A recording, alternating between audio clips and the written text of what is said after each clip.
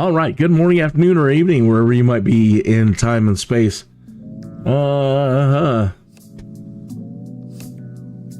So I did just what I said I was going to do, and that was fail. Failed badly yesterday doing the last mission that I needed to do, the last VIP charter to do to unlock advanced VIP flights, and I botched it bad. Lost all of our reputation. Lost all of my reputation. I shouldn't say our. Anyway, today's March 27th.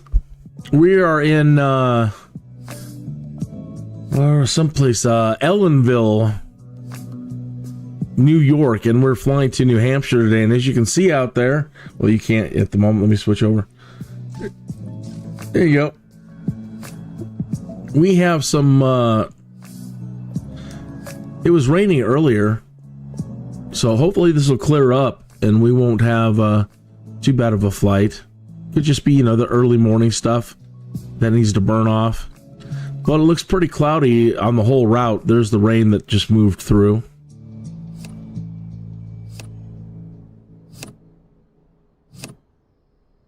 Yeah. Oh, so again, Murphy's Law.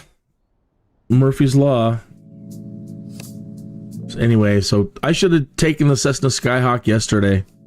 At least something that, relatively high chance of not failing. All right, let me get going here. Let me make sure Bushtalk is active.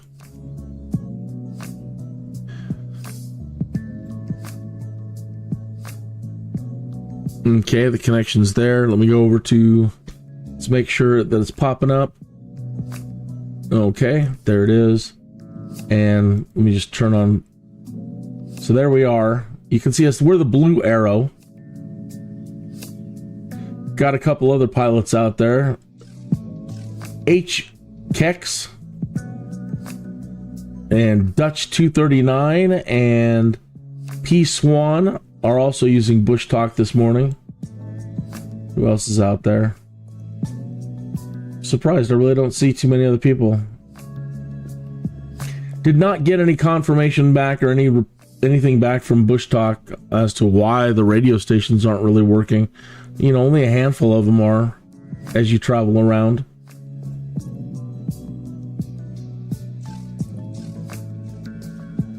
Oh, here's a good one to test audio. Monticello. Here, let me turn off the Hio.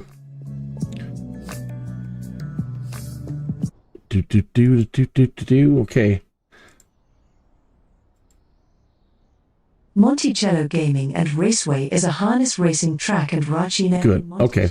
Sullivan. All right, that's working. So if we fly within 1 mile, and we'll be heading kind of north. If we fly within 1 mile of one of these points of interest, we'll get an audio tour. So if we fly close to anything and it doesn't trigger, I'll go ahead and trigger it, and we'll listen to it anyway.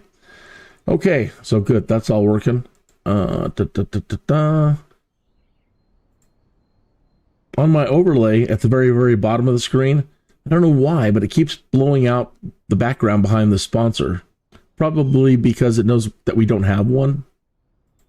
So if I hit refresh, it puts the background behind the last box there for sponsor.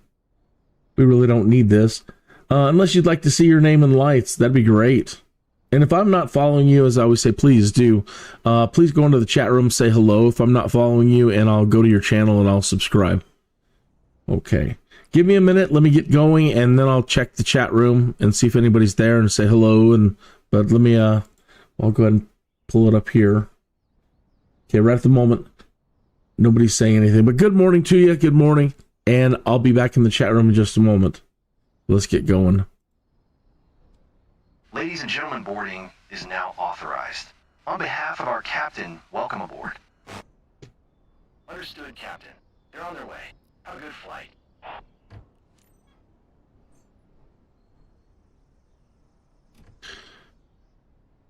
Oh, we have some horrible looking avatars in the simulator.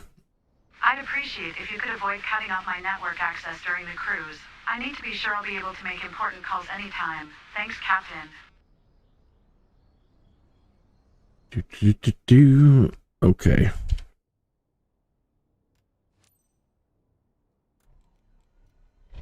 Good afternoon, pilot.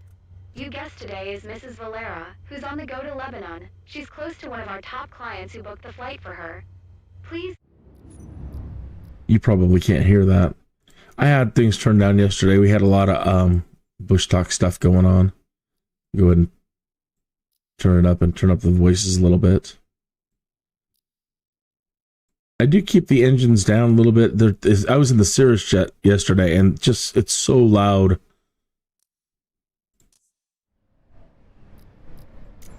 Give her your warmest welcome on behalf of the company. Have a nice trip.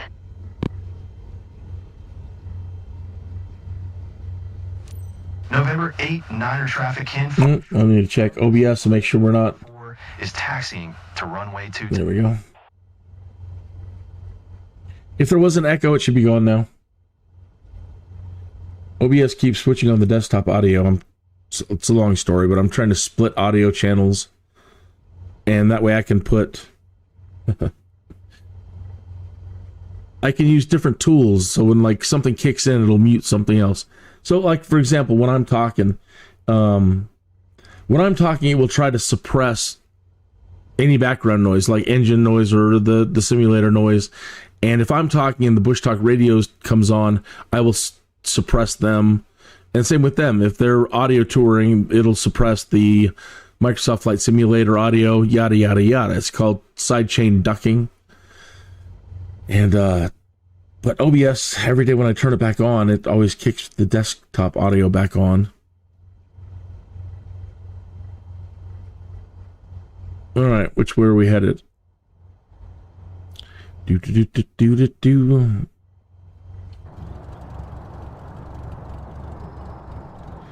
again, here we are in lovely Ellenville, New York. It looks like a nice, quiet, calm place, and that's nice.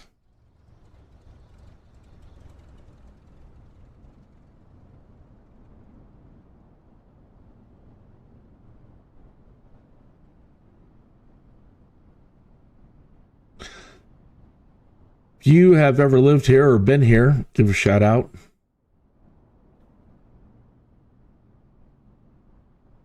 Somebody owns a farm right next to the airport. Can't tell if that's residential or if that's downtown, kind of like downtown proper.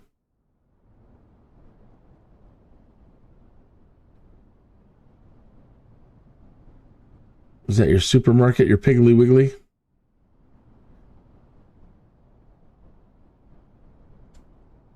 All right, so we need to taxi down and then all the way down to there.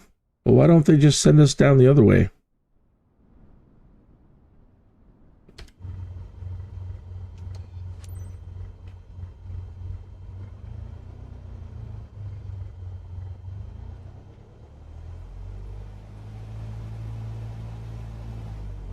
Let's go that way instead. Ladies and gentlemen, good afternoon, and welcome aboard this first-class wings flight to Lebanon. I'm your captain and pilot today. Estimated flight time is 70 minutes. We're on time for departure, waiting for takeoff clearance. I'll keep you informed during the flight if anything important comes up. Thank you.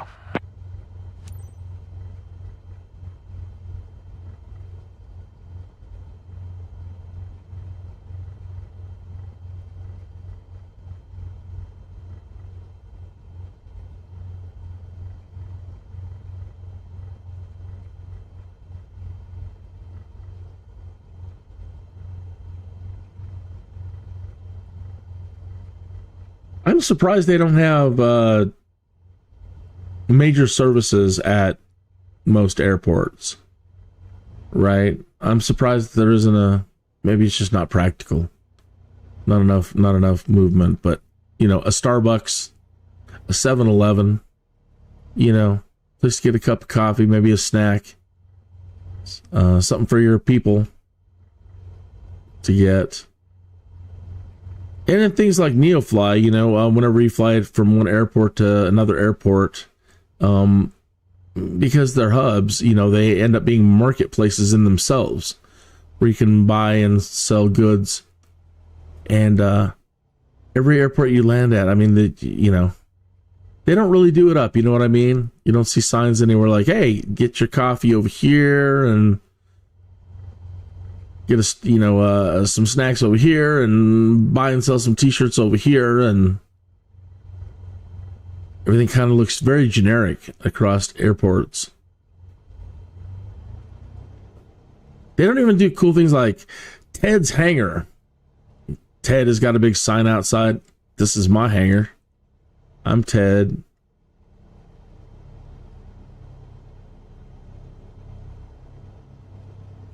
Nobody's really big into colors, that's for sure. You don't see a whole lot of colors at different airports. Like, you know, jazz it up a little bit. Too practical.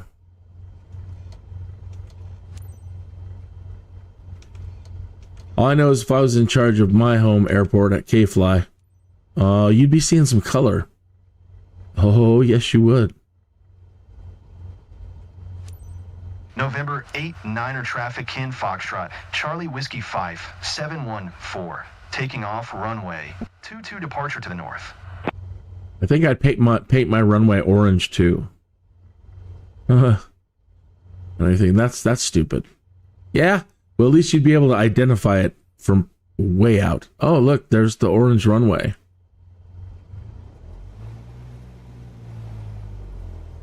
Sure, they're asphalt, but do they have to be gray and blend in with everything else? Like, Kenny's, you know, your visual identification at airports is poor. Well, they don't help. Airport buildings don't look any different from any other buildings in the area, and they've all got gray runways that look like every other road and thing in the area. If you're lucky, maybe there's a beacon somewhere. But, you know, they don't help. All right.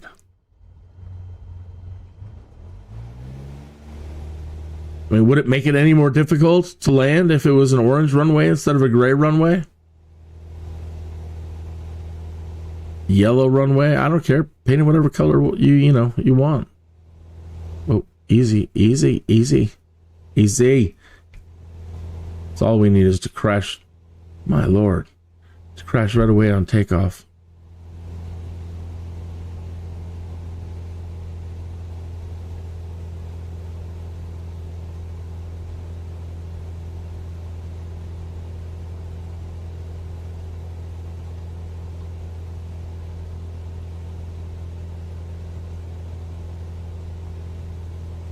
Approach Kin Foxtrot, Charlie Whiskey 5714 is type Cessna Skyhawk, 1 mile southwest of November, 8, 9er, 600 feet. Request flight following. Kin Foxtrot, Charlie Whiskey 5714 approach. Squawk 4675. I like that voice. At least it sounds like she's got a little bit of a laugh in her voice. It's like she's having a real good time. Squawk 4675 Kin Foxtrot, Charlie Whiskey 5714. Kin Foxtrot, Charlie Whiskey 5714 radar contact 2 miles southwest of November, 8, 9er, 1,300 feet, altimeter 3001.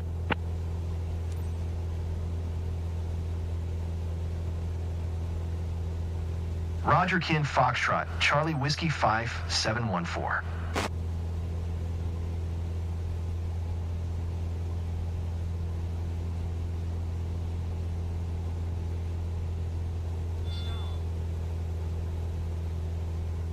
They must think we're in a high-performance vehicle. Maintaining the climb that they want. A little bit tricky.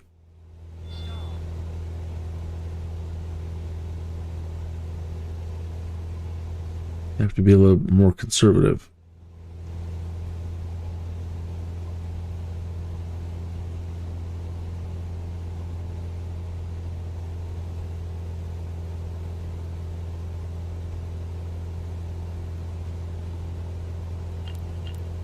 What? Charlie Whiskey 5714 is cleared to Lebanon Airport as filed. Squawk 4675. It said we missed an air traffic control. Turn right heading 065, proceed course climb, and maintain 8,000 foot kin Foxtrot, Charlie Whiskey 5714. Uh-huh. Kin Foxtrot, Charlie Whiskey 5714, contact Boston Center on 134. Tree, good day. 134. Tree kin Foxtrot, Charlie Whiskey 5714. Boston Center kin Foxtrot, Charlie Whiskey 5714 is passing 3,200 feet, climbing 8,000 feet. Kin Foxtrot, Charlie Whiskey 5714, Boston Center, altimeter tree 0. 01 radar contact, continue.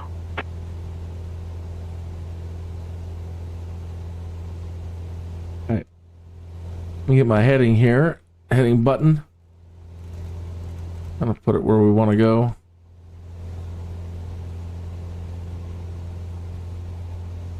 I'm going to engage the autopilot. And they want us at 8,000 feet.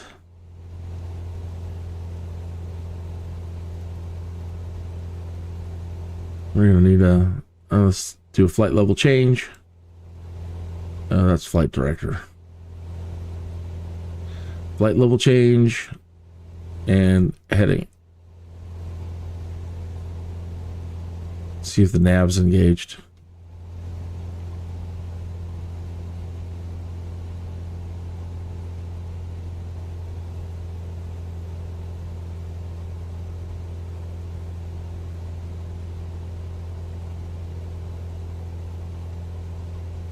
And let me bring up air traffic control, see if we can come down. Boston Center kin Foxtrot, Charlie Whiskey 5714. Request 4,000 feet. Kin Foxtrot, Charlie Whiskey 5714, request denied. Okay, let's try this.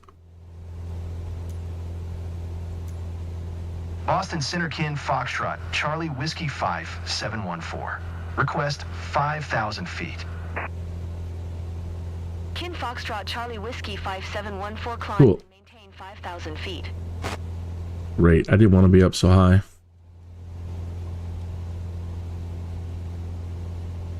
Fantastic. Something's going our way.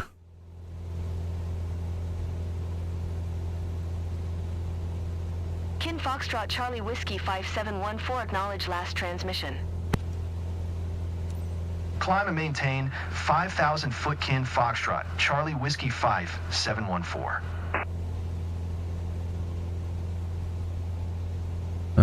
Now let's do flight plan. NOOB. Double check, do a direct to, enter. There. Okay. Now we can come out and start enjoying the scenery. Let's put that up. And now we can, we can really start enjoying things here.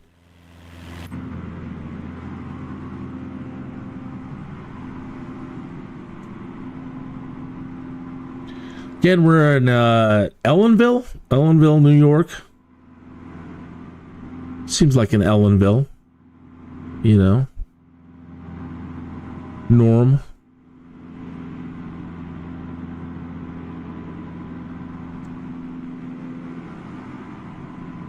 Ladies and gentlemen, glad to be your captain today. First, I'd like to welcome everyone on behalf of First Class Wing. Uh-oh, getting a little rain or snow or whatever. We are currently cruising at an altitude of 4,300 feet at an airspeed of 100 knots. It's 2:41 p.m. and are expecting to land in Lebanon approximately at 4:10 a.m. local time. Current temperature of 43 degrees Fahrenheit. If the weather cooperates, we should get a great view of the area as we descend. I'll update you before we reach our destination. Until then, sit back, relax, and enjoy the rest of the flight.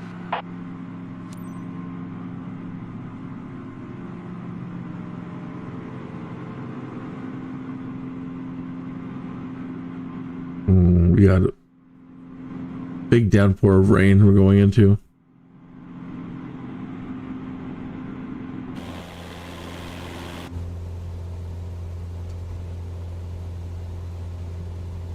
Looks more like snow. All right. Slow down a little bit. Redlining the engine. Not going to help. Not going to help the scores. And I forgot to turn on our lights. Lovely. And because it is a little bit cold up here, let's go ahead and turn on the pitot heat.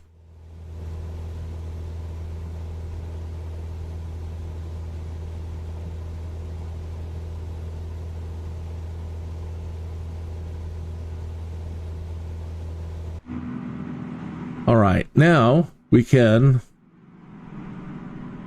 go back to Bushtalk and see where we're at.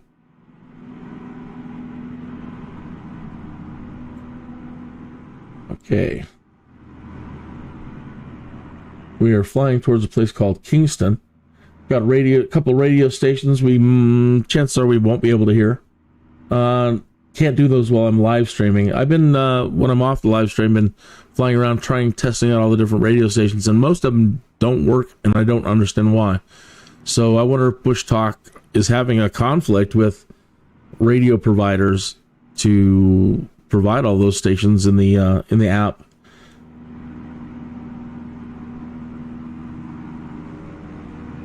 We should be passing this one. Let's go ahead and trigger this one.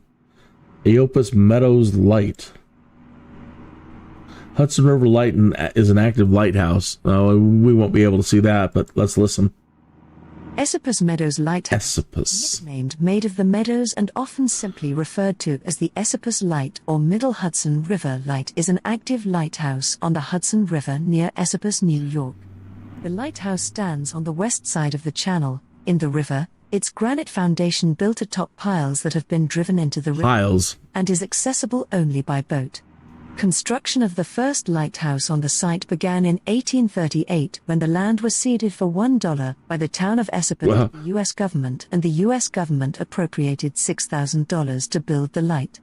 The light became active in 1839. Things used to be a lot more inexpensive, that's for sure. Now, like we need $1 billion. Really? $1 billion? Everything's $1 billion these days. We couldn't even conceive of that much money back when I was young. I mean, the $6 million man was already outrageous. $6 million? For a bionic man? It's outrageous, I tell you. Outrageous.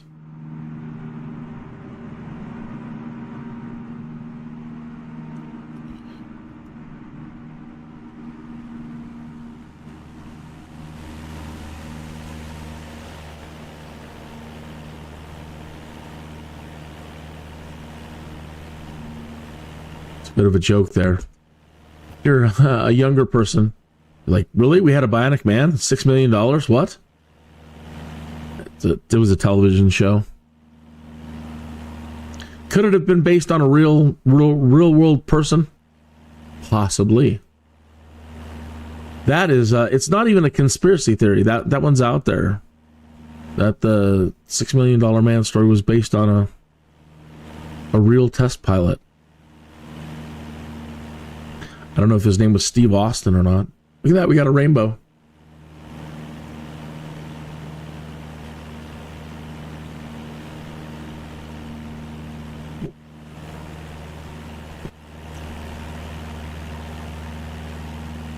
You know, finding a pot of gold these days, that'd be great. That's the kind of luck I need. If you're a leprechaun, oh, we got a double rainbow. Hey, if you're a leprechaun, look, double rainbows. If you could send me a pot of gold to my PayPal, that'd be great.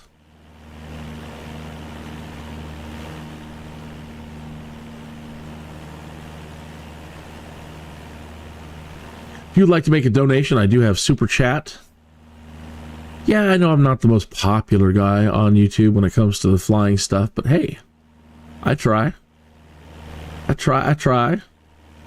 Am I not worthy of donations too? Everybody else, I watch their streams like, cha-ching, cha-ching, cha-ching, hey, $5 for you, hey, $25 from Ted, hey, thank you, Ted. you're not doing anything different than I'm doing.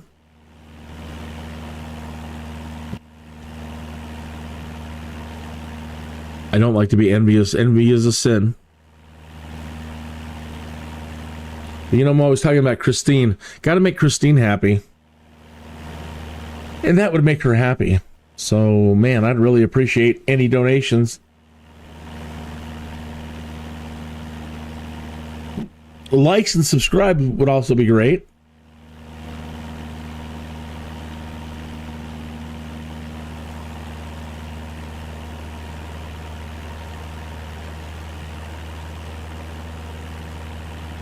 I did check the forums this morning and nothing really popped out of interest. Somebody's out there, we need to turn this into a live service. It kind of already is a live service, but what I was getting out of that is, oh, you want us to pay more? No. They're out there arguing that we should pay more. No. This is going to be my rant for the day. People in the forums have posted a thread or more, one or more, saying they believe that we should pay more. That all these wonderful services that we're getting in Microsoft Flight Simulator, all the live weather and the maintenance and the servers and this and that and this, that we should pay more. No. All right? If you have good arguments in your head as to why, let me try to maybe switch it up a little bit. Okay? This is a Microsoft Earth digital twin. Okay? We are in an MMO environment, and you can do a lot of different things, as we've seen. You got data providers providing weather. You've got data providers providing this, traffic or boats or whatever. All these things that these data, large data sets that you can incorporate into the digital twin environment. We aren't the only people that could use Microsoft Digital Twin. Okay. There are other creative ways that you can use and leverage Microsoft's Digital Earth Twin for other products, other content, other services, to develop other income streams. And how many people are already out there that we don't even know about that might have an interest in this and might be already using it for things that we don't know about? They're already paying the bills. But no, let's try to nickel and dime the flight simulator guys. No. All right, here is one that that we've all kind of talked about here and there throughout the years. Is like, well, would it be great if, you know, once we're done flying, if we could go play around with golf? That doesn't appeal to everybody, but it does appeal to a lot of us. So there's a lot of flight simmers that are like, yeah, I like golf as well. And that'd be great if we could, after we land, open up our Unicom frequency. And like we do with airports, nearest airport in the Unicom frequency, after you contact them, nearest golf course. And it'll show you that, you know, whatever the nearest golf course is around. And you could play solo, or if you're in a group and everybody has Microsoft Golf. So again, creating a Microsoft Golf using the digital twin, right? So that they get kind of the same experience. They can travel around the world and play different golf courses all over the world.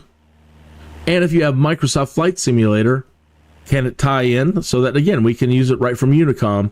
And so if we own it as well, again, great. So yeah, we would still be paying for that, sure. But that, as a standalone, there's a potential to bring in more income using the digital twin. Something that they should have been doing, I think, from day one, Jorg and the other people, is they're always talking about city updates and this updates and handcrafted this and handcrafted that. They are not reaching out to corporations and businesses to make them look good in the digital twin. No matter how good that when they do city updates or world updates and they're like, and we've got... Saugerties Light, no, known also hold on. as Saugerties Lighthouse, is a lighthouse on the Hudson River north of Saugerties. This is a different one?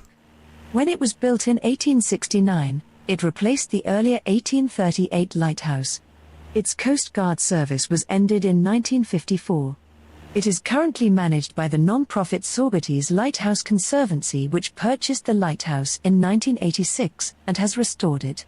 The Conservancy manages the nature trail leading to the lighthouse, offers 2 bed and breakfast rooms and public tours. A small museum displays artifacts of the original lighthouse. See, now that's clever. Hey, let's not let it just fall apart. Let's use it as a business and a bed and breakfast. And see, that's kind of what we're talking about. We're hearing about a lot of things falling into disrepair, talking about things like that. As we listen to these audio tours, well, oh, this and this and this, and then it fell into disrepair and is no longer in use, blah, blah, blah. It's like, that's a shame. Nobody decided, hey, let's go ahead and keep this running for future generations and, you know, blah, blah, blah, blah, blah. Okay, getting back to talking about other services, okay? And I was talking specifically about businesses. The only business in Microsoft Flight Simulator that I have seen that actually have their name on their rooftop is Ross in Las Vegas. It's there, trust me. And it's the only one I've ever seen. And in the future, we're going to have they're talking about all these air taxi services that we're going to have using vertical takeoff and landing. You know, air taxi is going to be the next big thing. Well, unless you have micro navigation, how are you going to find Ross downtown?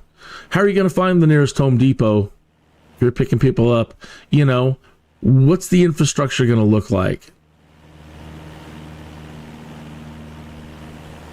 Sure, it'll probably be some sort of micro navigation and, you know, like a Bing Maps thing where you can do a search for, hey, show me the nearest Walmarts in the area, and it'll, you know... easier navigation to find things on a micro level. But again, right now, at the moment, look, get a group of people going out there to all these corporations and say, hey, we're creating this digital twin. And as you see, we've got every city out there, but your Walmart.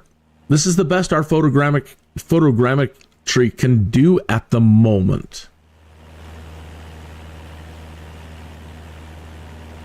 Perhaps you would like to look better in Microsoft Flight Simulator, and for other people that use the digital twin. And for a small fee, we can guarantee that your Walmart, you know, whatever locations can look as good as possible, and we'll get a small team to handcraft them or do 3D scans or whatever. We're reaching out to advertising. They love spending money. Right? So getting all the corporations involved with making them look as good as possible for anybody using digital twin. Okay. These are all just brainstorming and hypotheticals, right? Okay. Jorg and those guys are like, we don't want to do combat in Microsoft Flight Simulator. Well, why do you have to be the ones to do it? Why can't another development team use the digital world and create Microsoft Combat again? Whatever. Okay, so that is taking more money from the sim community, but again, it's a different product. If you were in charge of Microsoft and you have this Earth digital twin, what other ways could you use it to develop more income streams to pay the bills so you don't have to nickel and dime everything from the flight sim community?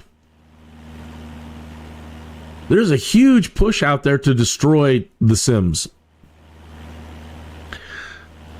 Not they're ever going to lose a lot of their major fan base, but they haven't done themselves any favors over the years, and they've managed to horribly kill off. Can you believe it? They had other #1 titles like SimCity. They mismanaged things so badly. They killed off some of the most incredible games we've ever had in our lives. The Sims, initially, if you listen to Will Wright and his design philosophy, all of the Sims products, kind of like I'm talking about here, all of the Sims products were supposed to tie into one another. So if you had The Sims and you had SimCity, the Sims are supposed to live in your SimCity. If you had whatever, Sim Town, Sim Farm, Sim this, Sim that, they were all supposed to tie in to create more of a unified world. And EA still, as of 2025, hasn't gotten their head around that. All they're throwing, everything is just The Sims, The Sims, The Sims, The Sims. They don't want to bring back SimCity. And they're ridiculous. So like I was talking a minute ago about Microsoft Golf. So we're Microsoft Flight Simulator, but if we want to buy Microsoft Golf, it could tie in right into our flight sim experience. Again, using Unicom, as soon as you land, open up Unicom, choose the nearest golf course, and play solo, or if you're in a group and everybody has golf, then you can all play together.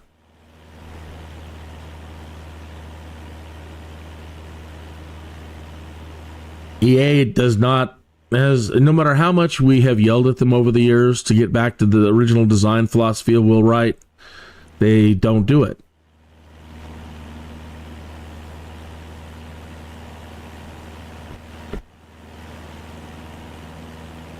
It's pretty sad.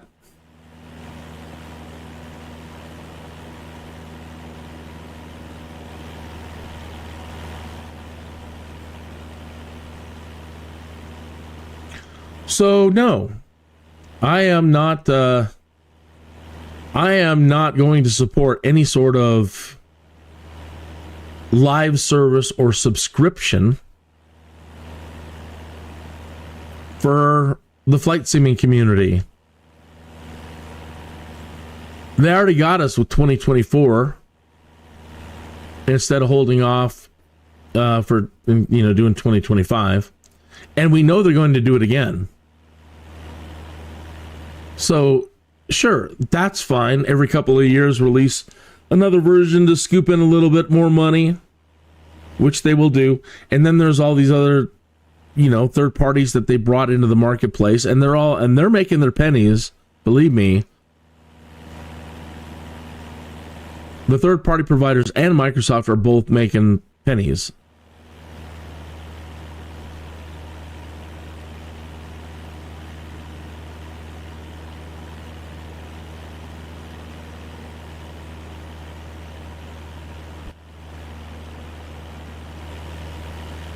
So no, I put the burden on Microsoft to be more clever and be more entrepreneurial and get a brainstorming team together to think about what they can do with the digital twin.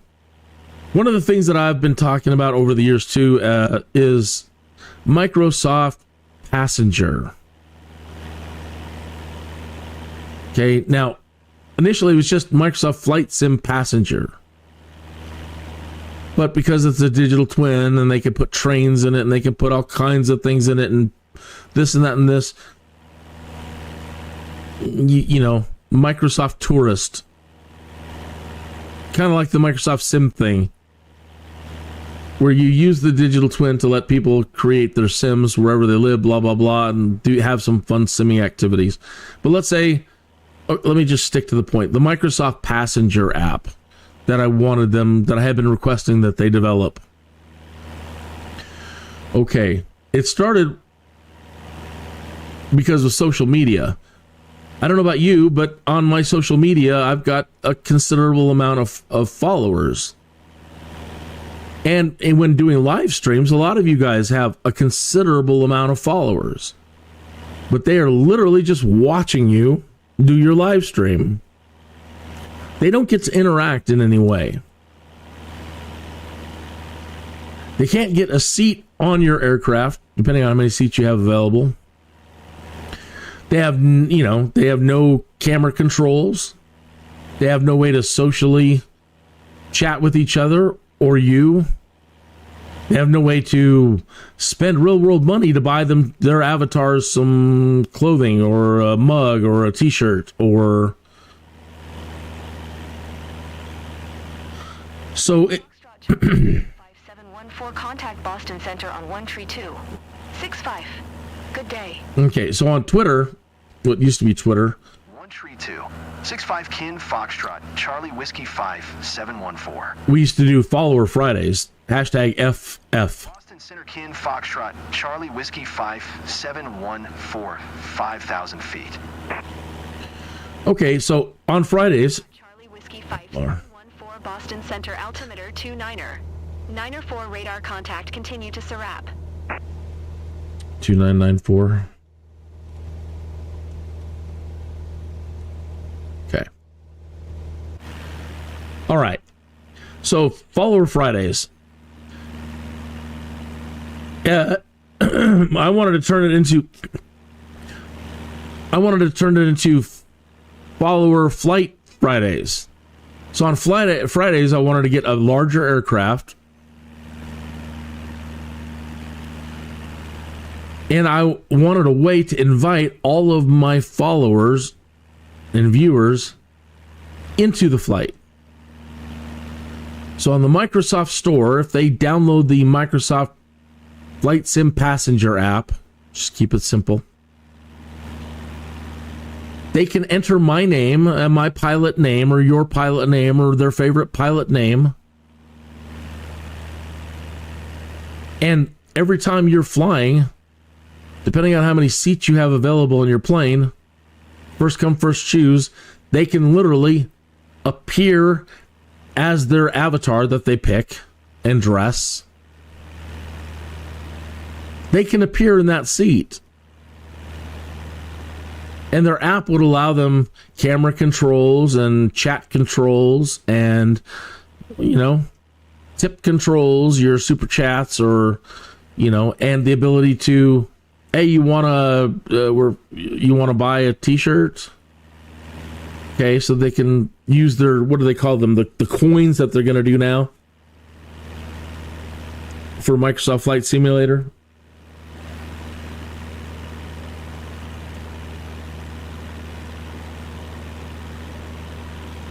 So those of you that fly the airliners and have all kinds of followers, wouldn't that be great? All of your followers can appear, they can, as depending on how many seats you have in your airliner, they can either pick a seat or get assigned a seat. They appear as their avatar inside your aircraft, and they have the ability to get up, walk around, interact with other people in a social environment. It creates a little social room.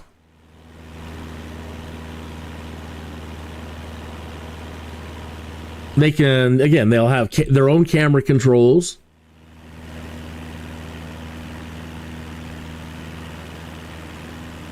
And they can enjoy a virtual flight.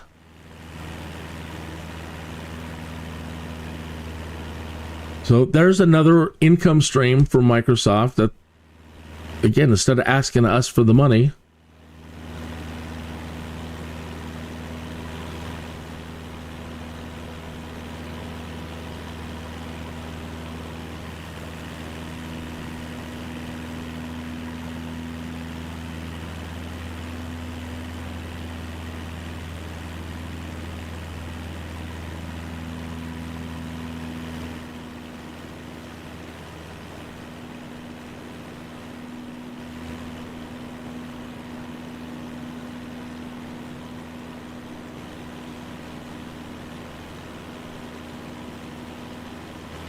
flying under the blanket.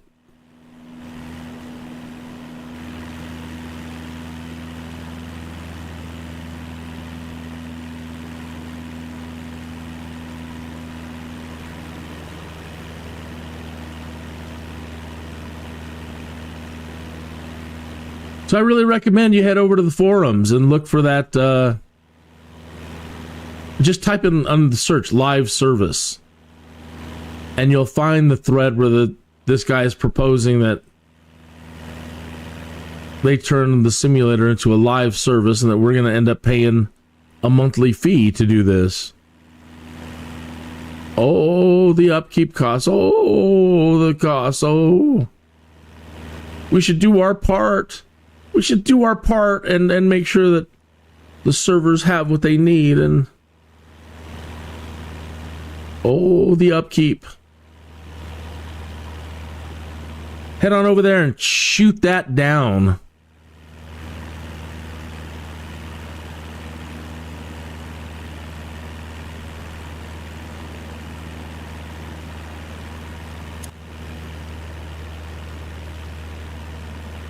Shoot it down. Don't be rude. Don't be mean. And again, use it as a brainstorm thread to tell them, hey, think about all the different ways you can come up with to make money beyond us. I've already posted the ideas that I've already just finished telling you about. The next guy underneath me kind of got it. He's like, yeah, why don't we can do this. And they seem to be a little bit upset with me for questioning that other people might already be using it and already paying all of our bills. And they aren't telling us. And that's fine.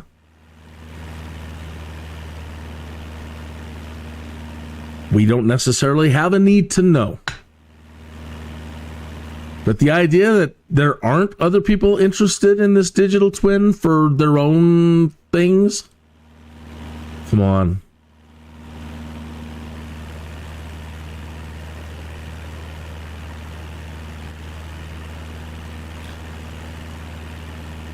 So yeah, I kind of got some weird pop-up notification that was highlighting just that section of what I wrote. Is there nobody else that could already be using it?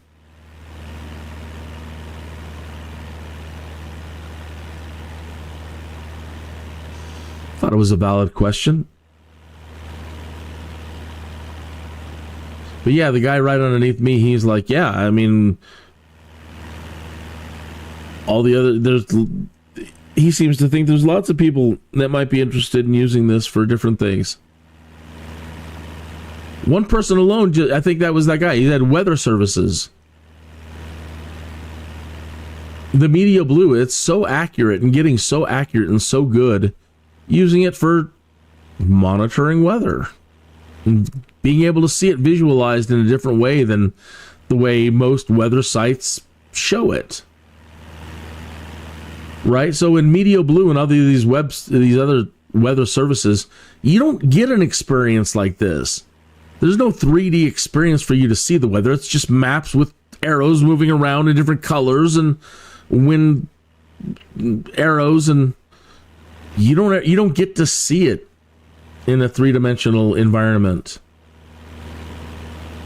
What would that be worth to people that are really into the weather, for them to be able to click a button?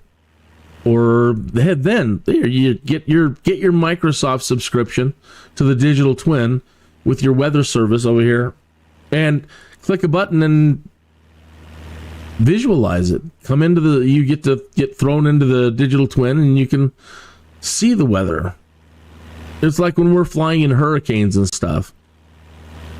We're the only people that get to show the world a visualization of what it's like flying in and around hurricanes.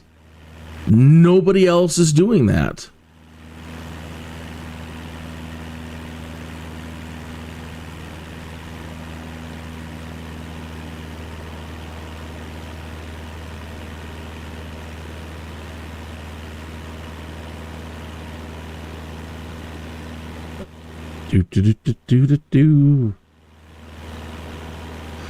Hopefully the stream looks good to you. If it doesn't for whatever reason, and it just I'm using a different encoder. I'm using the NVIDIA HEVC encoder.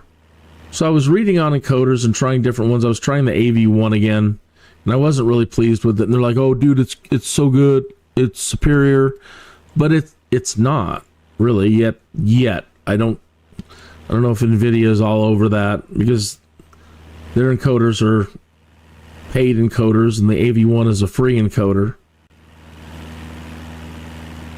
It just doesn't seem to have the clarity of 264. But what I learned about HEVC is that HEVC is basically like a 265 encoder, and it said it's 50% more efficient than 264 or 265 and da-da-da-da-da-da-da-da. And for larger resolution gaming above 1080p. Perfect. That's perfect. And I apologize, right now I'm only running at 2160 by 1440. I haven't gone back up to 4K yet. Maybe next week.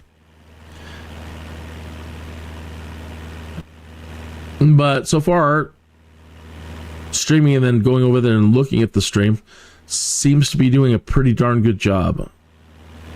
And I'm surprised. It really has cut the bit rate in half. Normally, I'm all the way open at, anywhere from 25 to all the way to 50,000 kbps. And I'm at 18,000 kbps. And it's doing great. And on stream health analyzation from the YouTube side, it says excellent stream. And when I looked at it yesterday, it looks pretty darn crisp.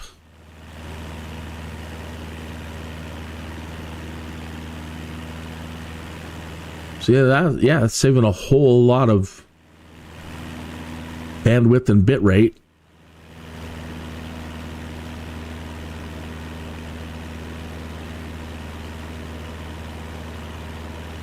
At the bottom of your YouTube window, you got that little cogwheel for settings.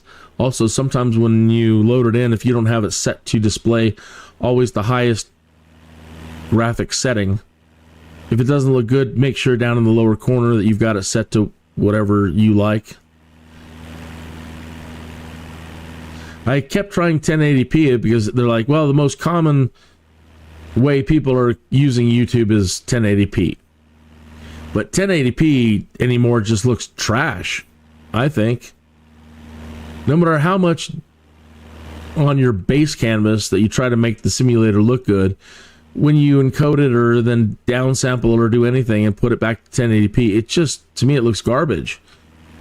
1080p used to be like the bomb. Oh, this is so good. And now it just, this is not good.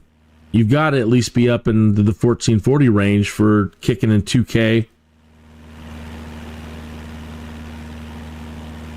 And that's where it starts looking at least decent.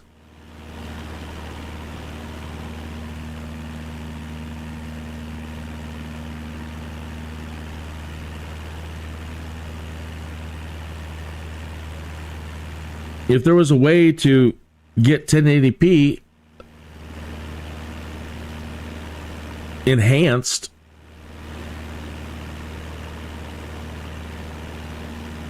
or to be able to downsample 4K to 1080, 4K or 2K to 1080p to really, bring out all the quality, then I'd be all for it. But try as I might, I haven't been able to do anything like that.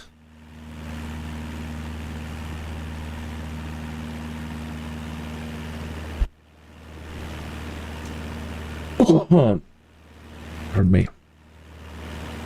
Hey, thanks for tuning in. How are your flight simming activities going? How are you doing? How's your career mode coming along?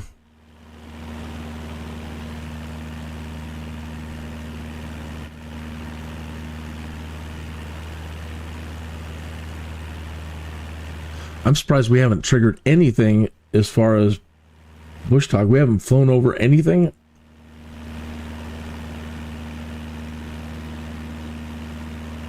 We've been flying right through, threading right through all these points of interest and not triggering a single one.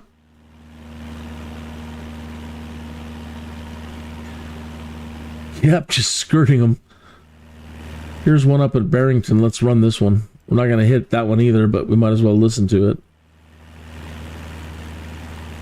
The Bennington Battle Monument is a 306-foot-high stone obelisk located at 15 Monument Circle in Bennington, Vermont, United States. The monument commemorates the Battle of Bennington during the American Revolutionary War. In that battle, on August 16, 1777, Brigadier General John Stark and 1,400 New Hampshire men, aided by Colonels Warner and Herrick of Vermont, Simmons of Massachusetts, and Moses Nichols of New Hampshire, defeated 2 detachments of General John Burgoyne's British Army, who were seeking to capture a store of weapons and food maintained where the monument now stands. While the battle is termed the Battle of Bennington, it actually occurred about 10 miles away, in Walloomsac, New York. I think we heard this one before. A U.S. National Historic Landmark, is entirely within the state of New York. In 1877, a local historical society began to plan a monument for the battle's centenary, and considered many designs. One which called for a slender stone column only 100 feet tall was showcased during the battle's centennial celebration, which was attended by President Rutherford B. Hayes. The committee eventually accepted J. Philip Rhinn's design with some changes. The monument's cornerstone was laid in 1887, and it was completed in November 1889 at a total cost of $112,000. It is constructed of Sandy Hill dolomite from present-day Hudson Falls, New York, a blue-gray magnesian limestone containing numerous fossils. Dedication ceremonies were delayed until 1891, when President Benjamin Harrison attended the ceremonies and held a reception at the nearby Walloomsac Inn. Today the Bennington Battle Monument is a Vermont State Historic Site. From its observatory level at 200 feet, which can be reached by elevator, one can see Vermont along with the other U.S. states of Massachusetts and New York. A kettle captured from General Burgoyne's camp at Saratoga is visible in the monument along with a diorama of the second engagement, and information on how the monument was built. Statues of John Stark, Seth Warner, and other notables ornament the grounds. The monument, while 10 miles from the relevant battlefield, is located very close to what was once the site of the Catamount Tavern, where Ethan Allen and the Green Mountain Boys planned the capture of Fort Ticonderoga in 1775. Okay, so we did hear that one yesterday. I remember her talking about Ethan Allen.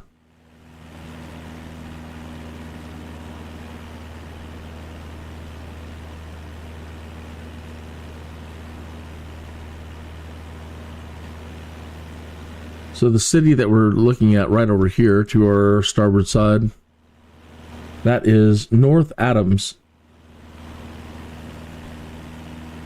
Briggsville, coming up on Stamford. Oh, it said OBS disconnected. Boston Center Kin Foxtrot, Charlie Whiskey 5714, 5,000 feet. Kin Foxtrot, Charlie Whiskey 5714, Boston Center, altimeter 29er. 905 radar contact, continue to Jevel. That's weird. OBS just disconnected and reconnected.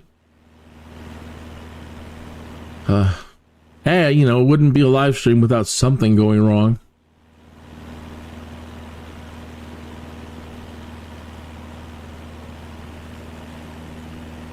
Well, hopefully it disconnected and reconnected for a good reason. We can make you stream better, Kenias. Let us disconnect you and reconnect you. That'd be great.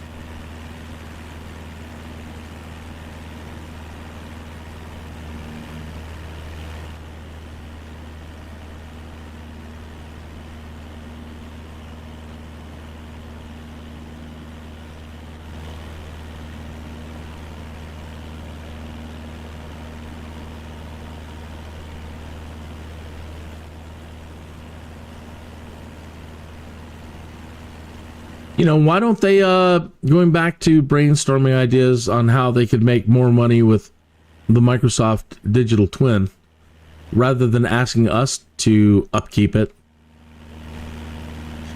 The weather services, we're just talking about weather services, but I'm thinking more like television broadcasting.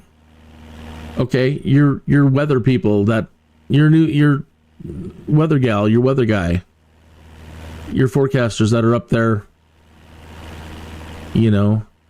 hey, we got a cold front moving in over the town. Let's take a look at what it looks like in Microsoft Flight Simulator. You can see how it's forming over here and it's coming blah, blah, blah, blah, blah. And so, come on, Jorg. Come on, Microsoft. Get a hold of ABC, CNN, MSNBC, all of the fake media. And inspire them to consider getting a subscription to Microsoft's digital twin for their broadcasting. You always see when they're like, oh, there's a conflict going on here, and then they use their satellites to zoom in. They're just using Google Earth. Why not use Microsoft Flight Simulator's digital twin? You can see where these hills are, blah, blah, blah, come on.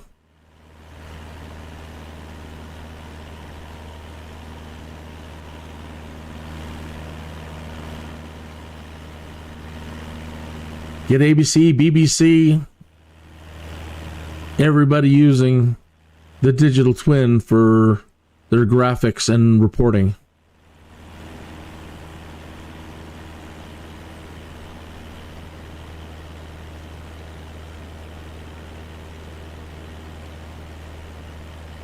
That's the thing about brainstorming. It doesn't matter how goofy an idea may seem. In a brainstorm, you just throw out whatever. You literally vomit anything that comes to mind. That's how a brainstorm works. You get a bunch of people together and you tell them, look, it doesn't matter how goofy. It's just like a stream of consciousness. Whatever comes to mind, throw it out there. Because you never know how what you say can trigger something else. Right? So I'm over here, well, do golf and do weather and do this and that and this. Now you might be hearing that and you're like, well, then you could do this and you could do that. That's how a brainstorm works. You've got to get people throwing out their goofiest ideas. Anything. And it could lead to something amazing. I've been in plenty of brainstorms, working in advertising and graphics. When you're coming up with ideas for people, for advertising campaigns and this and that and this, that's what you do. You get everybody together and you start, just throw out any idea. And seeing a plan come together. Whoa, scared me. They're waiting for me there. I'll call you as soon as I'm done, but it might be a while. Good afternoon. This is Taylor. Hi, Taylor. Oh, she's talking to her friend. I'll be soon in Lebanon. Yes. And lunch tomorrow. You in? Can you text me the driver's number? I haven't gotten it. Thanks. Appreciate it. Absolutely. Looking forward to catching up. Yes. See ya.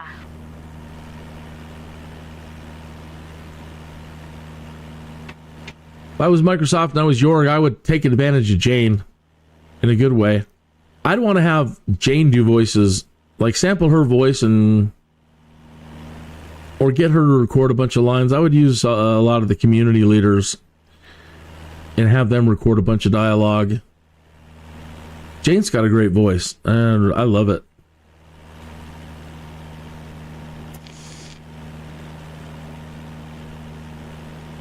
Less swoon, less sigh.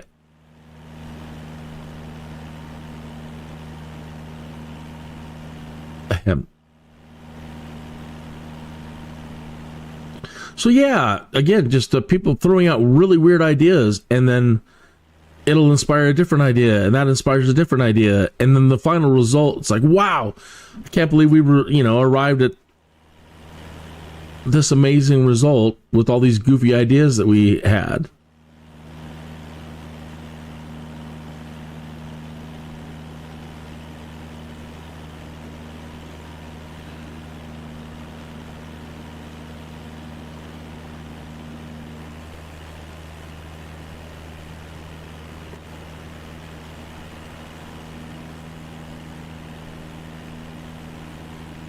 We check on the latest topics over there while we're here. I've got this screen up. We do a refresh on the forums. 54 new topics. Mount Snow is a mountain and ski resort in southern Vermont located in the Green Mountains. It is Vermont's closest big mountain to many northeast metropolitan areas. In September 2019, Mount Snow joined VAIL Resorts' portfolio of 37 resorts and its Epic Path. Oh, really? Mount Snow is home to Corinthia Parks, which debuted in the 2008 to 2009 season. Corinthia is home to 10 parks, with both natural and man-made features and a superpipe. Mount Snow was co-host of the first Extreme Games in 1995 and host of the X Games in 2000 and 2001. Corinthia at Mount Snow claimed home to the second stop of the first annual Winter Dew Tour, as well as many other events including the Free Ski Open and Corinthia Classic. In the summer of 2011, Mount Snow installed a brand new Lightner Poma high-speed detachable six-pack bubble chair. This lift transports skiers to the top of the mountain in 7 minutes. The bubble shields skiers and riders from wind and snow and keeps them warm.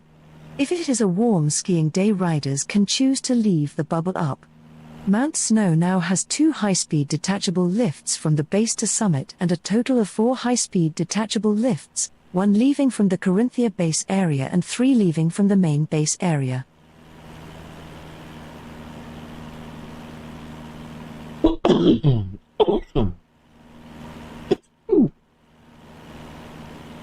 Now, we got to fly near this last time, but we didn't get to see it. We were close, but that was a nice direct flyover. And it's linked to VAIL here in Colorado, huh? The same resort company. Fantastic. All right, so I was looking at the forums at new topics. SU2 beta feels like broken November release. Sky Simulations DC9 for 2020-24. Holy cats, SU2 loads the main menu quickly. With that one. Wow, I cannot believe how quickly it loads as compared to SU1 and prior. Nice. Says Nixon Redgrave. Sky Simulations DC9 for 2024. Yeah, I did that one. Remember the drone roll bug in Microsoft Flight Simulator 2020? Please don't say it's back. Funny. Drone camera rolls left very slowly with no user input. It sure did. That was the plague for the last couple of years doing these. The drone camera would constantly just roll. Anyway, watch any of my earlier streams from the last year in 2020 and you'll see exactly what I mean. Oh no, he's saying I remember it well and it's still here today. There were about 100 bugs closed as won't fix before MS 2024. Okay, so that's still happening in 2020 from what I'm getting. Freshly generated content .xml enabling third-party content by default. What does that mean? By Nixon Redgrave again. Using the template below will greatly help the team reproduce the issue, blah, blah, blah, blah. Okay, this is like a bug thing. I don't know. Anyone else notice time zones have become incorrect? I have not. Extreme long loading times into the actual cockpit spawn. I have not experienced that. HOTAS settings. Which aircraft are at the top of your wish list for third-party developers to make? I have no input on that, really. I guess if my input would be for things probably that don't exist yet. I am so enamored with the vertical takeoff and landing technology, and I love the Archer Midnight. That's the way to go. That's flying to me. That is big pimping with very little worry about dying, taking off, and landing. I would love to see hybrid vertical takeoff and landing. I would love to have a hybrid Archer Midnight with even longer flying capabilities. I would like a high performance vertical takeoff and landing aircraft. Right? So right at the moment, it's all about safety. So it doesn't do anything for the most part fast. I mean, when you're in free flight, yeah. But other than that, turning and anything when you're in Stovall mode, you know, it's not real fast. Descending is not fast at all. You'll get down, but it's going to take a while. Enjoy the scenery. No such thing as at the moment as fast descent. So looking forward to extreme. They call everything that's new extreme vertical takeoff and landing aircraft. Way more sport. So faster, way more capable of doing quick turns, fast ascents and descents. As with drone flying, heck, the ability to fly sideways. That would be probably uncomfortable, but you know, when you're zipping between buildings, sometimes you're going to have to fly sideways.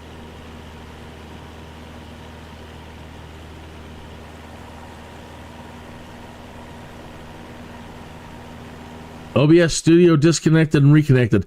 Now, if you're out there doing that for whatever reason, causing me to have pain on my live stream, causing OBS to disconnect and reconnect on me, well, Karma's got your number. If not, then it's just the service being weird and whatever. Who knows? There's a world of possibilities as to why OBS would do that. Including somebody being nefarious to Kinius the Skydude, which would be par. Okay, so we have broken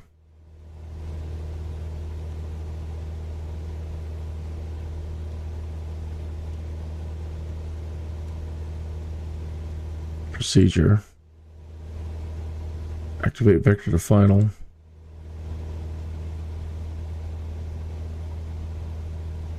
Kin Foxtrot Charlie Whiskey 5714 contact Boston Center on 134. 7. Good day. I think we're at 2995. 134. 7 Kin Foxtrot Charlie Whiskey 5714. Boston Center Kin Foxtrot Charlie Whiskey 5714. 5,000 feet. Kin Foxtrot Charlie Whiskey 5714 Boston Center altimeter 29er. 9er 5 radar contact continue.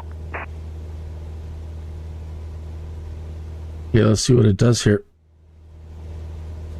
Autopilot's still on. GPS is still active. Holding 5,000 feet. And now I'm just monitoring to see if this thing will... It has loaded the procedure, the vectors to final, and if it will turn and get on course. It says we've got 6.5 miles approximately to go.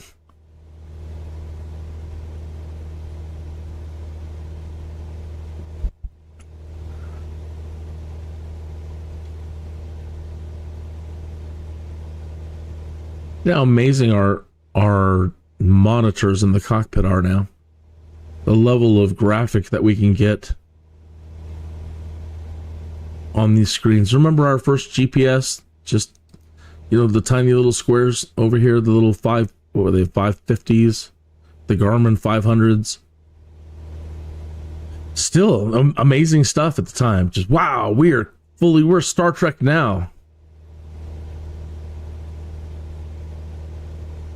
I can't wait till we have literally glass cockpits, right? Everybody's seen the technology for transparent monitor. Now, I know that right at the thinking about this is you're thinking, oh my God, that would cost millions of dollars. Well, everything starts out that way and then eventually comes down. And what I'm talking about is HUD. Now, HUD is usually projected. Usually have some sort of projector on the... Foxtrot Charlie Whiskey 5714, you are tree 2 miles southwest. Climb and maintain 8,000 feet. Expect ILS runway 18 approach via HMM transition. Clear to HMO. I really don't want to climb, but I'll... Climb and maintain 8,000 feet. Expect... Whatever. Runway 18 approach via HAMMM transition. Clear to Hamkin Foxtrot Charlie Whiskey 5714. Okay.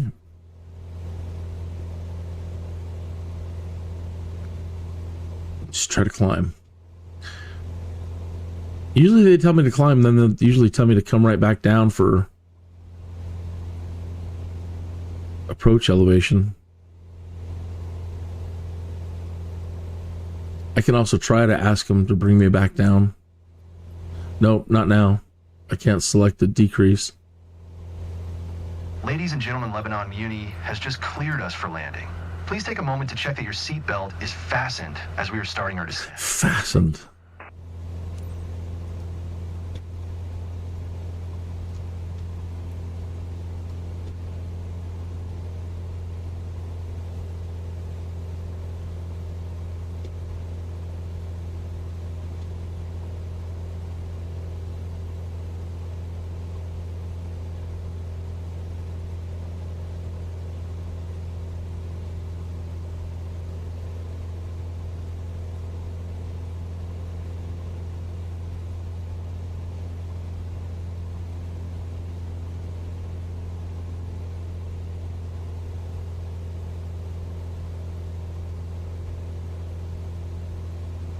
Another thread, excessive amount of trees. 2024 trees are even more excessive than 2020.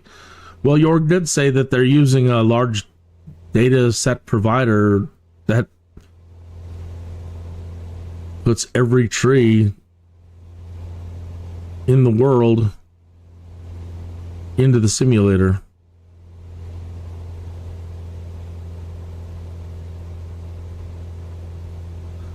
So yeah, and I guess until they, perfect the art of it,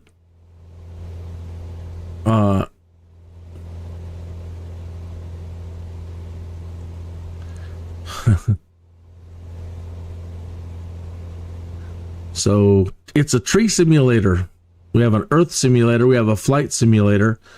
We have a tree simulator.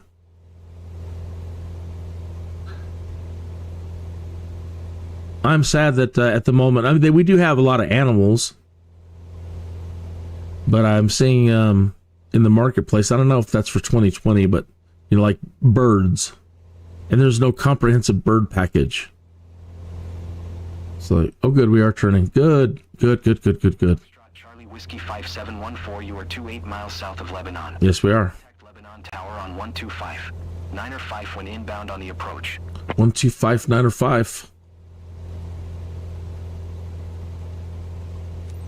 Tower on 125. 9 or 5 Kin Foxtrot Charlie Whiskey 5714.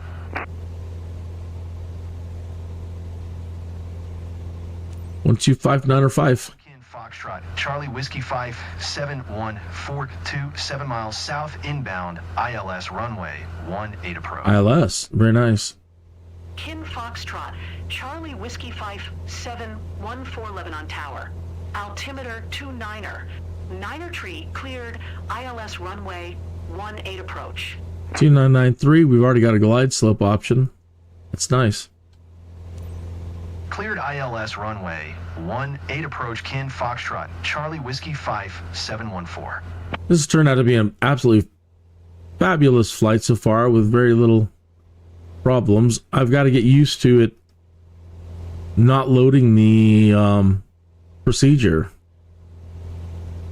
So if you're having the same problem, you're flying in, doing these missions, and as you approach, all of a sudden the GPS, you're not getting the proper instructions to land and you get all confused. Make sure you come into procedure and activate vectors to final, whatever's in there.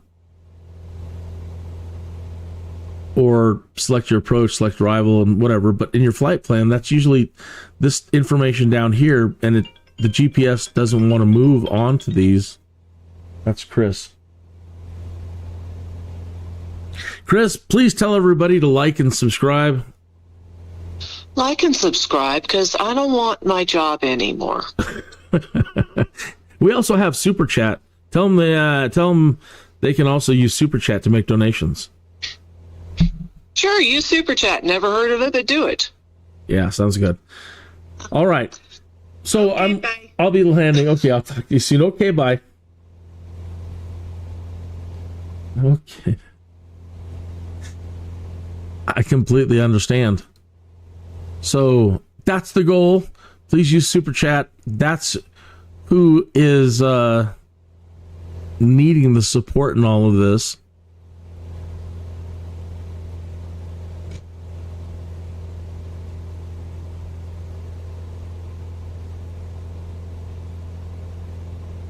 If I told you where she worked, you'd completely understand. All right, I'll tell you where she works. She works at the at a Department of Motor Vehicles.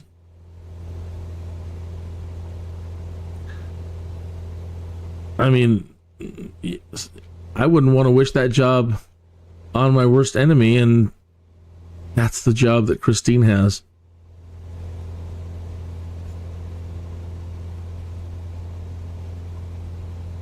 We need to win the lottery for her or something.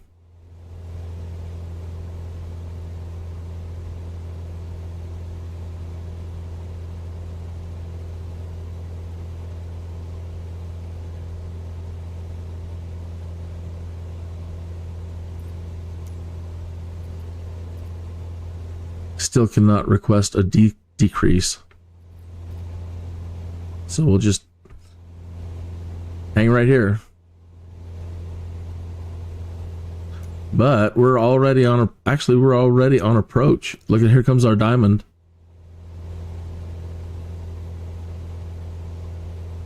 So I'm just going to go ahead and hit approach then. That's cool. We got to do an ILS yesterday. It was kind of off.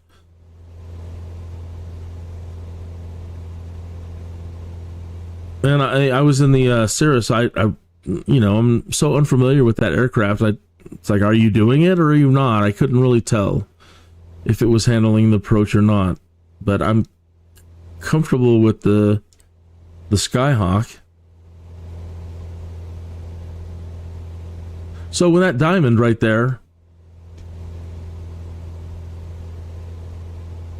is aligned with this yellow line, on your autopilot, you have your APR button approach, like right now, and click it right now. Okay, now you see the flight director come down, so I'm not touching the joystick. It's handling the approach now. So now all I need to do is power management. Start pulling back on the throttle. We want to get down into flap range.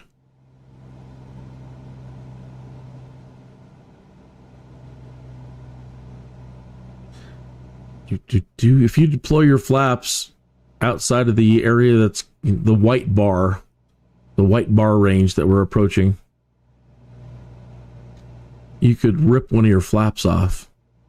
This magenta bar here on the side for our speed, that magenta bar indicates where you're going to be in, I think, the next 10 seconds. So it's predictive. It's telling you what speed you're going to be approximately in the next 10 seconds. And we're not into the white yet, so I'm going to pull back on the throttle a little bit more. I want to be in flap range. Almost there.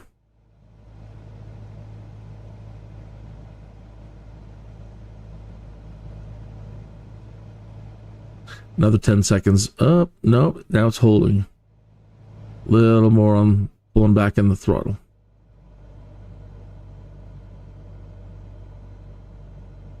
There we go. Almost. Okay. Now I can deploy. Well, I better wait a little bit more. Slow down a little bit more. Because she's going to pull up. Oh, well. Okay, so flaps. Make sure it doesn't do all of them. Yeah, just 10%.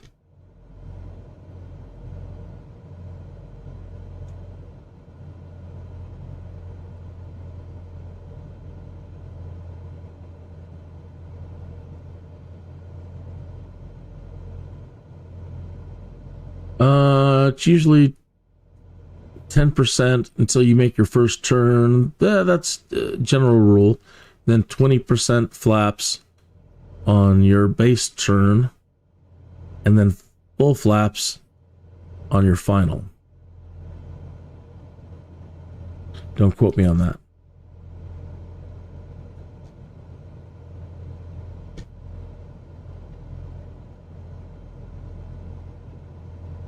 Let me put a little bit more throttle back in.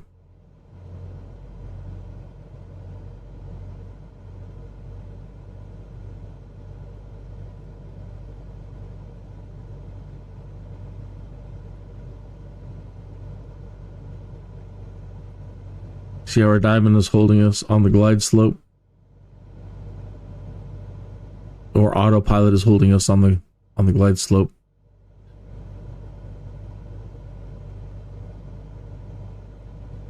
This is so much nicer technologically than using our old steam gauges and, you know, looking at the needles. I mean, it's still kind of the same thing, but it's more, you know, this way is way more intuitive. Or either way, it's newer.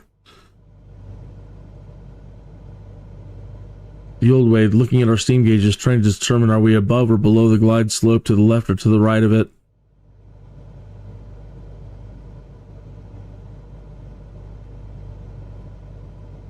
Do you still fly with steam gauges? Do you like flying the old stuff? Is that what you were raised with? Even if you were raised with it and you were a master of all the old steam gauge technology and stuff, do you prefer this now? Do you like this new technology?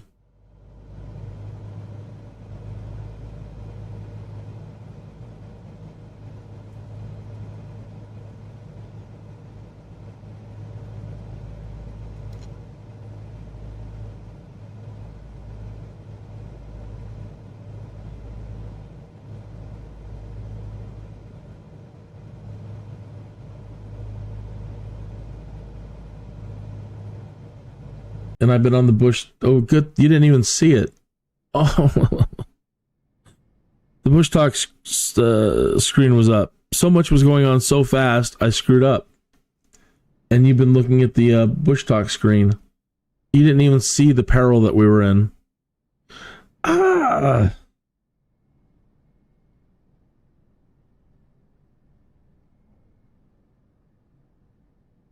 I was thinking, man, at least there's something exciting to watch on this one. And it ends well. I can just, you know, it's got a cool ending, I guess. Weird. But no. No. You're just going to have to take my word for it.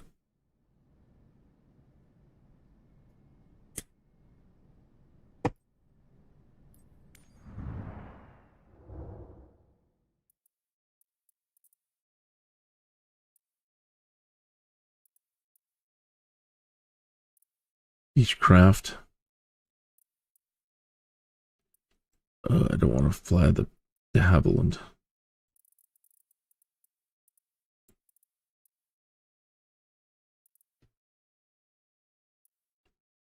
I'll take the Beechcraft then. Oh, there's this.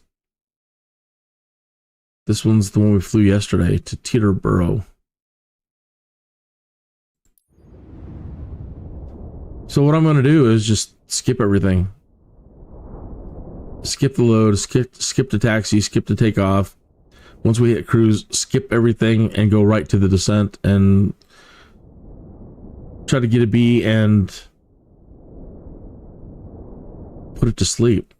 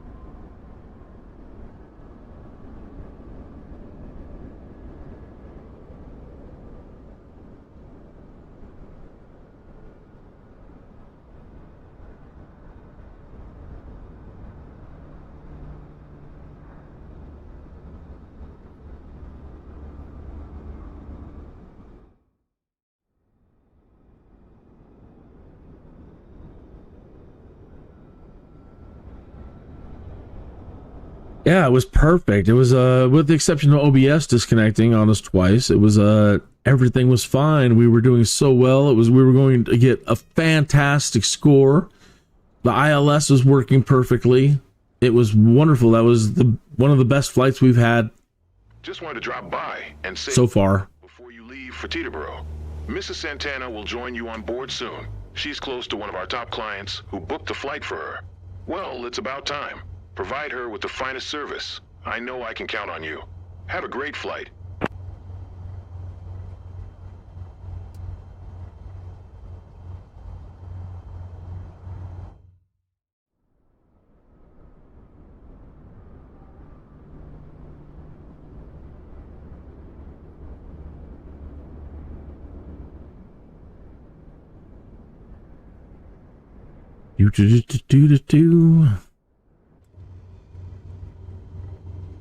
I'll set 8.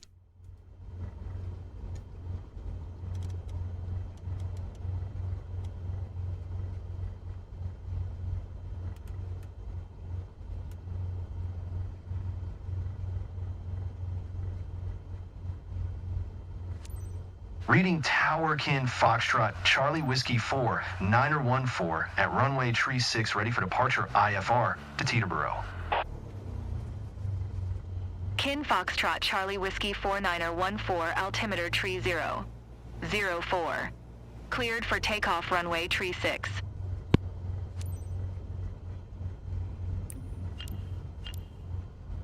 Really?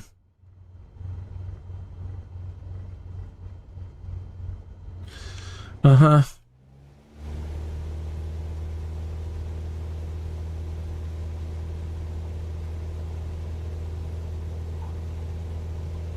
Damn it, what's going on here?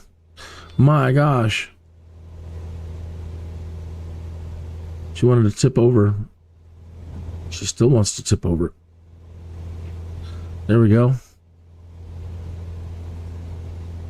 Always the death roll.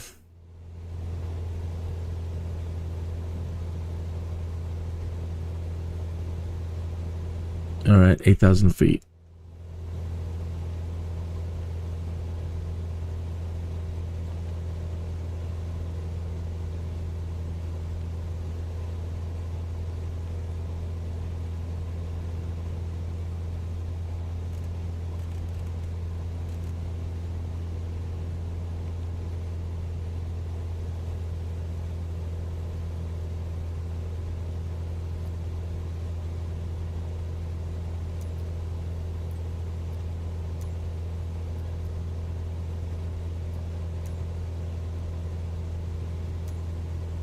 Reading approach Kin Foxtrot Charlie Whiskey 4 914 is type Cessna Skyhawk 1 miles north of reading 1,200 feet. Request flight following. Kin Foxtrot Charlie Whiskey 4 914 reading approach. Squawk 1362.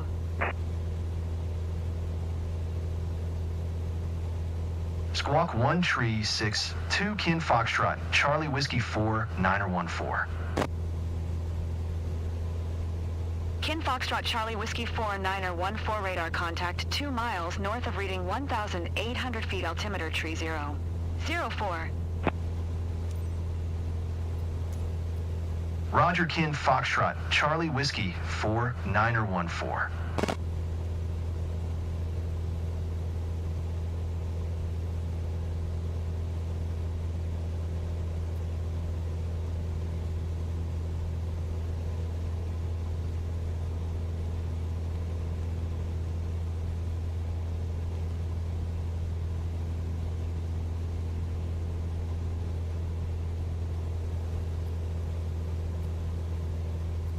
You try. Reading approach Kin Foxtrot Charlie Whiskey 4 9er1 4 tree miles north of reading 2,600 foot request IFR to Teterboro ready to copy. Kin Foxtrot Charlie Whiskey 4 9er14 is cleared to Teterboro Airport as filed. Squawk 1 Tree 62.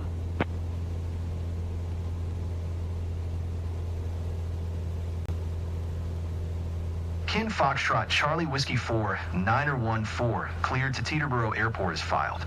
Squawk 1 Tree 62. Kin Foxtrot Charlie Whiskey 4 9er14 read back correct. Radar contact 3,000 feet altimeter tree 0. 04 turn right heading 100 resume own navigation climb and maintain 8,000 feet. Turn right heading 100 resume own navigation climb and maintain 8,000 foot Kin Foxtrot Charlie Whiskey 4 9er14.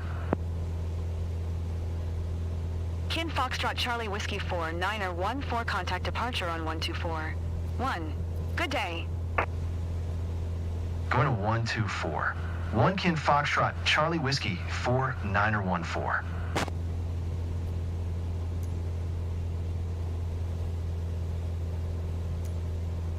Departure Kin Foxtrot Charlie Whiskey 4 9er14 is passing 3,600 feet, climbing 8,000 feet. Kin Foxtrot Charlie Whiskey 4 9er14 departure altimeter tree 0. 04 radar contact continue.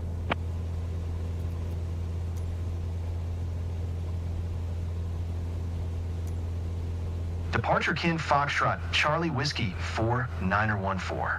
Request 5,000 feet. Kin Foxtrot Charlie Whiskey 4 9er14 climb and maintain 5,000 feet. Climb and maintain 5,000 foot Kin Foxtrot Charlie Whiskey 4 9er14.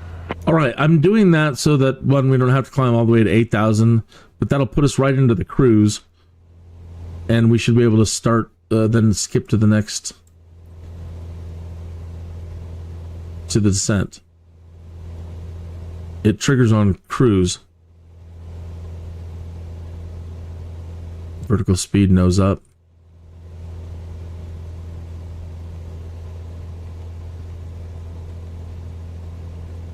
Let's get there.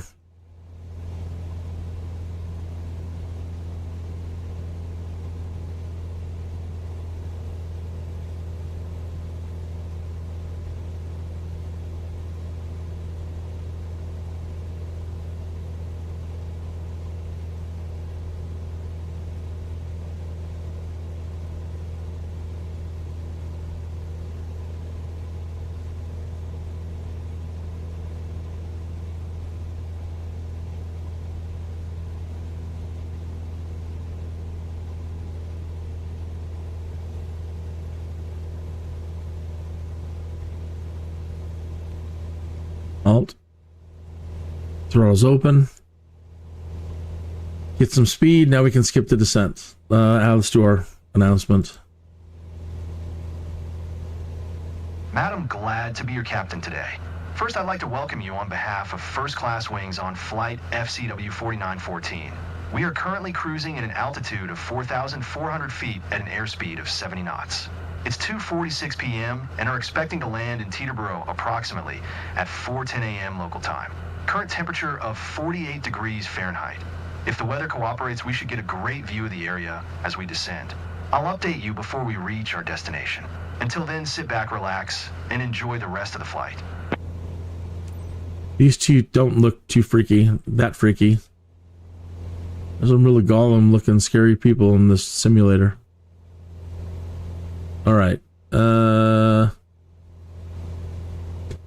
Procedure. We don't have a procedure. Alright. Skip the descent.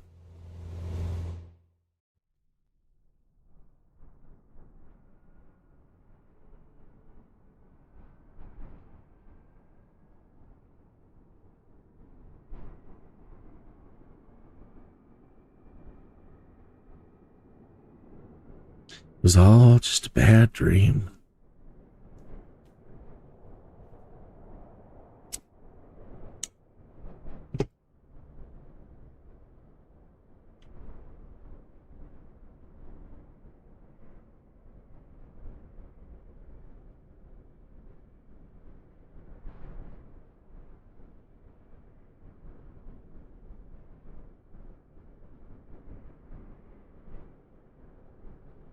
Taking a sweet time thinking about it.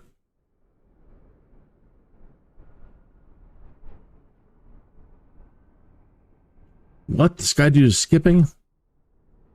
Got to make sure his plane crashes again. Quick, quick. Do some stuff. Throw some switches.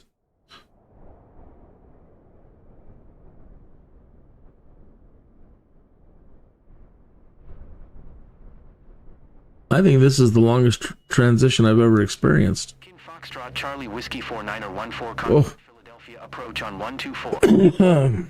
Good day. Okay.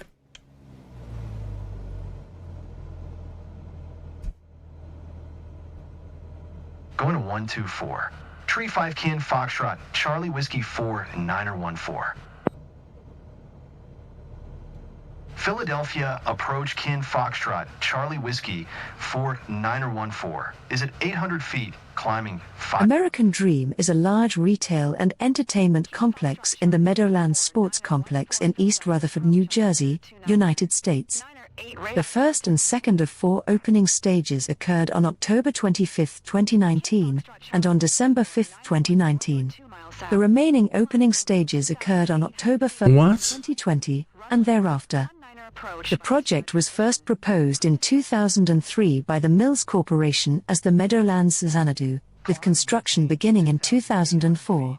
After the Mills Corporation's bankruptcy in 2000, the project was taken over by Colony Capital.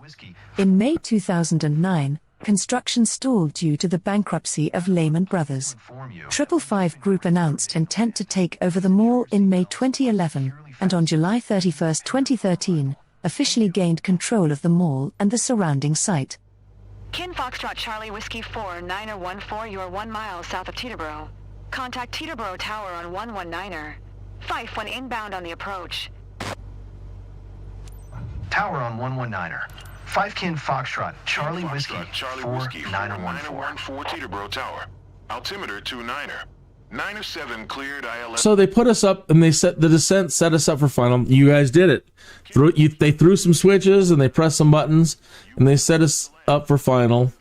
Sure, I could have deviated, but they set me up for landing and then they're like, nah, go raise up here and set up for an ILS landing. So that threw everything off. And so now I don't know that we can get a B.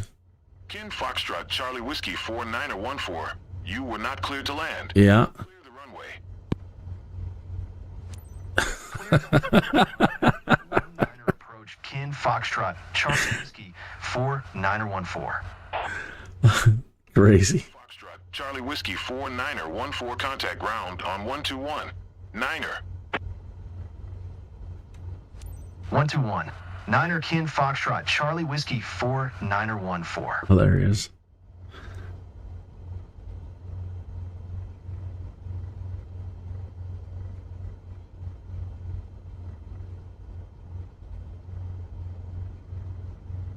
Teterboro ground Kin Foxtrot Charlie Whiskey 4 Niner 14 taxi to parking. Kin Foxtrot Charlie Whiskey for 9014 taxi to General Aviation parking via taxiway Foxtrot, Quebec. I think I have to abort this too. Because even though we didn't crash, because of that deviation, it's going to be another horrible, it's going to be as bad as crashing. Foxtrot, Quebec, Kin Foxtrot, Charlie Whiskey, 4914.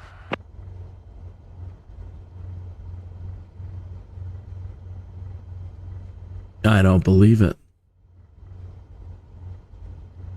And there isn't a way like in 2020 where you can like try to go back in your navlog and teleport back and try it again.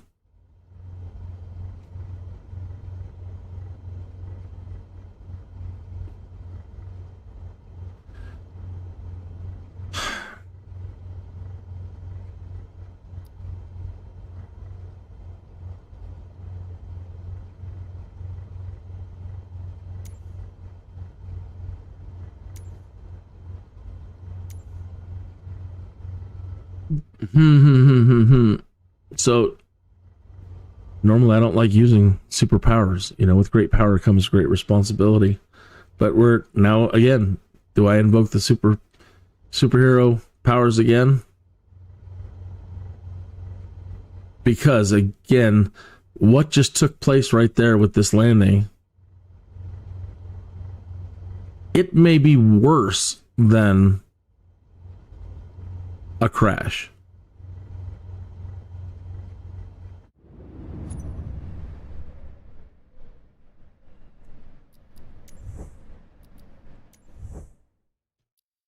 Yep.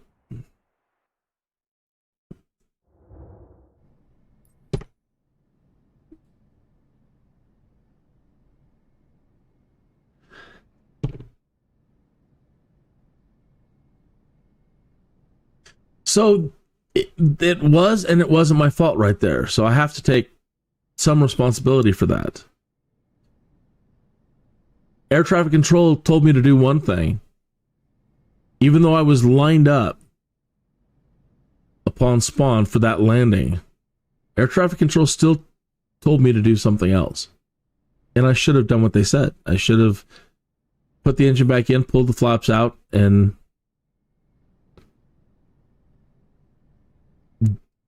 did as they directed. But I did not. I chose to just land the thing. And yeah. Okay. All right, well, I definitely need a break, but I'll make this fast, and I'll try to be back at the top of the hour. It's the bottom of the hour now. It's 12:30 here in Colorado, in the Midwest United States of America. So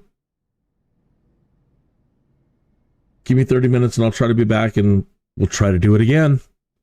We'll try to finally get past this, unlock the posh VIP stuff. At this rate, I don't know that I deserve it. Yikes. All right, I'll see you very, very, very, very, very soon.